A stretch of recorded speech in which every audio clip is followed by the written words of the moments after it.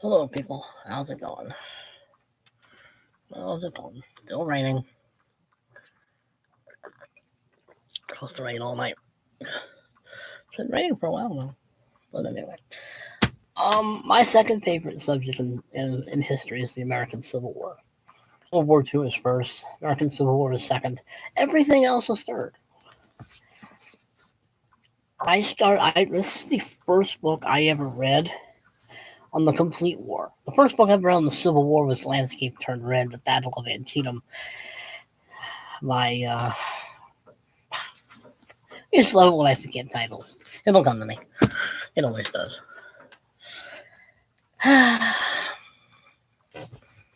This is very irritating. Sears. Stephen W. Sears. I'm 61. Give me a break. But yes, Stephen W. J. Sears' book, The Landscape Turned Red, The Battle of Antietam, was the first book on a battle of the American Civil War. This is the first book I read about the entire war. And I like this book.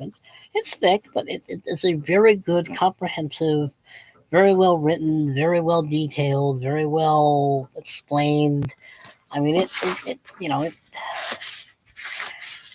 history, background, issues of secession and slavery, political crisis from Dred Scott decision to secession, the fall of Fort Sumter, April 14th, 1861, the issues in Washington and Richmond, 1861, General Robert E. Lee and the offer of the United States command, which he declined, of course, the first Battle of Bull Run or Manassas, Mason and Slidell Confederate diplomacy abroad, DuPont Squadron at Port Royal, the Battle for Missouri, the capture of Fort Henry and Fort Donelson, the Battle of Shiloh, the Monitor and the Merrimack, capture of the Mississippi River forts and New Orleans, George McClellan and the Army of the Potomac, General Pullman's second Bull Run, McClellan halts Lee at Antietam, Jeb Stuart's Chambersburg raid, the road to emancipation, Burnside and the Battle of Fredericksburg, Chancellorsville, Vicksburg campaign, the Gettysburg campaign, 2 minutes immortality, which would be the Gettysburg Address,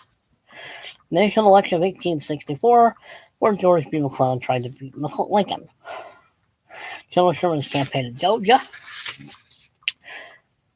battles in the West, Chickamauga and Missionary Ridge, also the Battle of Chattanooga, the Great Locomotive Chase, Raids of Morgan, Dahlgren and Quintrell, Farragut is lashed to the rigging at Mobile Bay, Battle of the Kearsarge and Alabama, Wilderness in Spotsylvania to Cold Harbor, Early threatens Washington, fighting in the Shenandoah Valley, Hood versus Thomas in Tennessee, Cushing destroys the Laurel, Negro troops in the Union Army, Sherman's march to the sea, Beauregard and Butler injuries, Grant moves south with the James, Red River expedition up Banks and Porter, the bombardment and capture of Fort Fisher, the long road to Appomattox, Johnson surrenders to Sherman, the last days of Abraham Lincoln.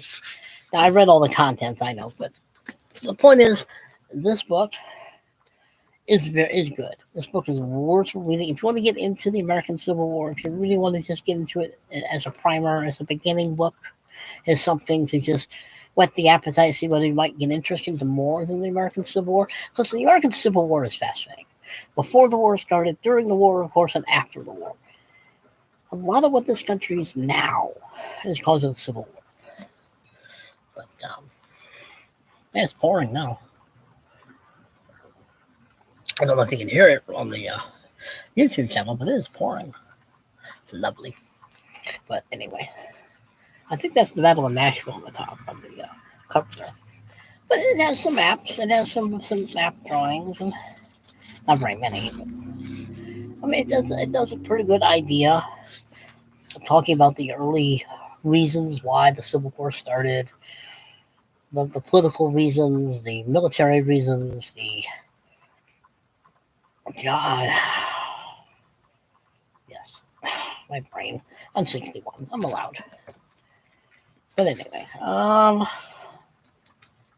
John Brown. That's what I'm thinking of, John Brown. Talks about John Brown, of course. Talks about the rise of Robert E. Lee, of course, and Grant, and Sherman, and Longstreet, and Stonewall, and Jeb Stuart, and Phil Sheridan, and all those other names that people should be well aware of. Civil War history is fascinating. I don't think it's taught anymore. It's like heaven forbid we should teach actual history anymore. But this book I would recommend because this book is probably the first book you should read in the American Civil War because it's the way it's written, so simply and so well documented and so well explained. Because a lot of the Civil War people just don't get it. Oh, it was about slavery. Well, yeah, it was. That's basically the primary reason the war was fought was over slavery. This book talks about that. This book talks about I like this book, as you can tell. I just think this is probably one of my favorite basic overall pictures of the Civil War. And I had an original copy of this and I got lost, but I do like this book. I mean, it is a good book. Now, the other books I'm going to recommend only because they deal with the three books I have anyway. They deal with the three armies that fought majorly in the campaign. This is the Army of the Potomac, the army that fought in the East against Mr. Lee, General Lee, eventually commanded by Grant. This is a very good book. I like this author. This author has written a lot of books. I do have a lot of his books. I probably should do an author's kind of review of the books that have been written by certain authors. But he's a very good author. He's done one on Longstreet. He's done one on Custer. He's done one on Mosby. And I'm sure I'm forgetting somebody. Oh, the Iron Brigade. Other odds and ends. But as an author, he is very good. I would recommend this one. Of the three I'm going to show you, this is the one I've read already. I like this book. It's big. It's about the same size as the other one. But it's well detailed, well written. I have never read a bad book by him. I've never read a bad history book by him. He's detailed. He explains things very well. He likes the subject. He doesn't hold much back. He explains the battles and the ups and downs and the tragedies and the failures, and he points fingers. But anyway, let's see. I mean, from Bull Run to Gettysburg to Appomattox, the Army of the Potomac repeatedly fought and eventually defeated Robert E. Lee and his Army of Northern Virginia. Jeffrey Wirt, one of our finest Civil War historians, and he is, brings to life the battles, the generals, and the common soldiers who fought for the Union and those ultimately prevailed. The Army of the Potomac endured a string of losses under successive flawed commanders, and most of them didn't want to fight in the first place, McClellan mostly, Burnside, and Hooker. Hooker but when a cannon goes off and blows up next to you, or a cannonball goes up next to you and blows, you're going to have a concussion. A lot of people think that's what happened with Hooker. He just was rattled to the point he couldn't command anymore. But anyway, Hooker until at Gettysburg, he was in a decisive battle under a new commander, General George Meade. I have a book on Meade over there. Meade was never fired, by the way. Grant never fired Meade. Meade still led the Army of the Potomac. Within a year, the Army of the Potomac would come under the overall leadership of the Union, now General-in-Chief Ulysses S. Grant. Under Grant, the Army would eventually trap and defeat Lee and his forces. Wirt's history draws on letters and diaries, some previously unpublished, to show us that what Army life was like. Throughout the book, Wirt shows how Lincoln, carefully monitoring the operations of the Army of the Potomac, learning as the war progressed until he found in Grant the commander he sought. It is true. Lincoln, in the beginning, micromanaged the war. Which might be partly why it lasted as long as it did, but he did. He micromanaged all of the war, and Grant said, you've got to let me command. You've got to let me fight this war the way I need to fight this war, and you just back off. Back off, Lincoln. Eventually, Lincoln did. But this book is very good. I like this book. This book is very good. Now, these other two books I have not read, but I do have them. But I have heard good things about them, which is why I bought them. This is General Lee's Army, the Army of the Northern Virginia. I have heard of this book. I have not read it. I have it, of course. So I bought it. But I've heard very good things about this book. Very good things. The other book, the Army of the Tennessee, not to be confused with the Army of Tennessee. The Army of the Tennessee is the Union. The Army of Tennessee is the Confederacy. The Army of the Tennessee is signifying the river, which is why the Army of the Potomac is that's the river. The Army of Tennessee is the. I'm probably confusing you. But the Union armies were named after rivers. The Army of the Potomac, the Army of the Tennessee, and the Confederacy had a tendency to name it after states, which is why the Army of Tennessee is the Confederacy. But this is Sherman, well, Grant and Sherman in the beginning, but eventually just Sherman. Another author I've heard good things about. Composed almost entirely of Midwesterners and molded into a lean, skilled fighting machine by Ulysses S. Grant and William Tecumseh Sherman, the Army of the Tennessee marched directly into the heart of the Confederacy and won major victories at Shiloh, barely, and at the rebel strongholds of Vicksburg and Atlanta. Vicksburg might have been more important of a victory than Gettysburg was. A lot of historians think it was true. The fall of Vicksburg really did doom the Confederacy. I mean, it didn't help, but they got clobbered at Gettysburg. But because Lee's hubris got in the way.